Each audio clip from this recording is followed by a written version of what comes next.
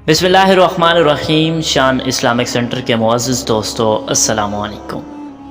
नाज़रीन ग्रामी, अल्लाह अकबर कहते हैं कि जब अल्लाह ने हज़रत आदम और अम्मा हवा को जन्नत में रहने का हुक्म सुनाया और इब्लीस को जन्नत से बेदखल कर दिया तो इसको बड़ी तकलीफ़ हुई और वो अपनी इस दुश्मनी की आग में चलने लगा और वो हर वक्त इस ताक में रहने लगा कि कैसे उनको जन्नत से निकलवाए।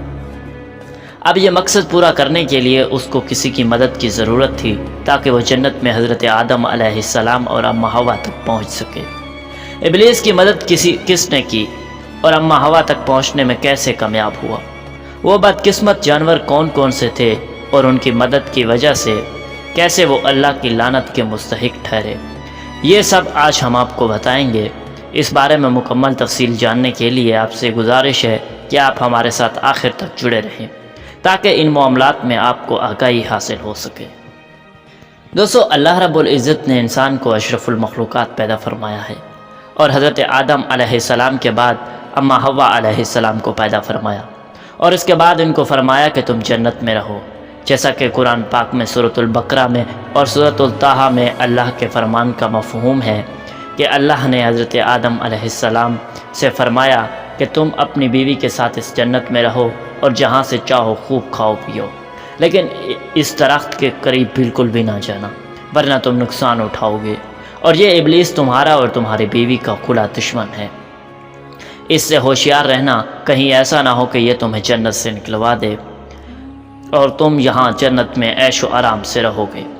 इस दरख्त के हवाले से बहुत सी बहस मौजूद है, लेकिन अल्लाह रब्बुल इज़्ज़त ने इस दरख्त का नाम तयन नहीं फरमाया, लिहाजा इस राय से इज्तनाब बेहतर है। इब्लीस हज़रत आदम अलैहिस्सलाम को सजदा ना करने के वजह से फरिश्तों से निकाला गया, इसीलिए वो हर वक्त हसद की आग में चलता था और तदबीर करता था कि किसी तरह से हज़रत आदम अलैहिस्सलाम को जन्नत से निकाला जाए। इसने सबसे पहले मोर से दोस्ती की, यानी मोर से दोस्ती की और उसको फिर अपनी दोस्ती का वास्ता देकर बोला कि मुझे अपने बाजू पर बिठाकर बहिश्त में पहुंचा दो ताकि मैं अपने दुश्मनों से बदला ले सकूं। लेकिन मोर ने इस बात से इनकार कर दिया और बोला कि मुझ में इतनी ताकत नहीं है कि मैं तुम्हें जन्नत के अंदर ले जाऊं, लेकिन एक सांप मेरा दोस्त है, वो शायद तुम्हारी मदद कर सके। दोस्तों, ये कहकर मोर सांप के पास आया, उसको सारी बात बताई। सांप भी शैतान की बातों से बहुत खुश हो गया। फिर शैतान को अपने मुंह में छुपाकर जन्नत में दाखिल हो गया और यूँ शैतान अपनी चाल में कामयाब हो गया। अस्तगफिरुल्लाह। जन्नत के तमाम निगहबानों को ये मालूम था कि ये शैतान चाल चल रहा है और जन्नत में दाखिल हो चुका है। फरिश्ते शैतान को जन्नत से निकालने लगे, तब ही अल्लाह रब्बुल इज़्ज़त का हुक्म हुआ कि उसको अभी जन्नत में रहने दिया जाए। वो फरिश्ते अल्लाह ताला के हुक्म से रुक गए। शायद यह हज़रत आदम अलैहिस्सलाम का इम्तिहान था। शैतान हज़रत आदम अलैहिस्सलाम के पास और अम्मा हवा के पास जाकर अपनी मोहब्बत का इजहार करने लगा और वो दोनों ही शैतान को पहचान न सके, क्योंकि माजी के मुकाबले में शैतान की शक्ल तब्दील हो चुकी थी। शैतान कहने लगा, मैं जानता हूँ कि आप दोनों हमेशा जन्नत में इस तरह से ज़िंदगी गुजारें, हमेशा खुश रहें। हज़रत आदम अलैहिस्सलाम इसकी बात पे बहुत गौर से सुनने लगे। शैतान ने कहा कि अगर आप मेरी बात मान जाए तो आपको जन्नत की और भी तमाम सहूलतें मिलेंगी। हज़रत आदम अलैहिस्सलाम शैतान के बहकावे में आकर कहने लगा कि ये किस तरह मुमकिन है। शैतान कहने लगा, एक गंदम का दाना अगर आप दोनों चख लें तो आपको अब्दी हया हासिल हो जाएगी और आप जन्नत में ही रहेंगे। ये बात सुनकर हज़रत आदम अलैहिस्सलाम के दिल में रुझान पैदा हुआ, लेकिन इनके दिल में अल्लाह की नाफरमानी का खौफ गालिब आ गया। जबकि अम्मा हवा शैतान की बातों में आ गई, जिस पर अम्मा हवा ने हज़रत आदम अलैहिस्सलाम को राज़ी कर लिया। दोस्तों, फिर इसके बाद इन दोनों ने इस गंदम के दाने को चख लिया।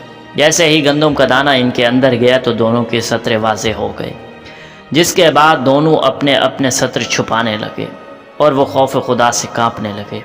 इसी दौरान अल्लाह रब्बुल इज़्ज़त ने फरिश्तों को यह हुक्म दिया कि हज़रत आदम अलैहिस्सलाम और अम्मा हवा दोनों को ज़मीन पर उतार दो।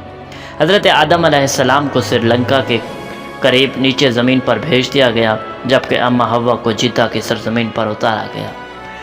जिन खूबसूरत पैरों से चलकर मोर शैतान को जन्नत के अंदर लेकर आया था, वही खूबसूरत पाँव अल्लाह रब्बुल इज़्ज़त ने मोर से ले लिए।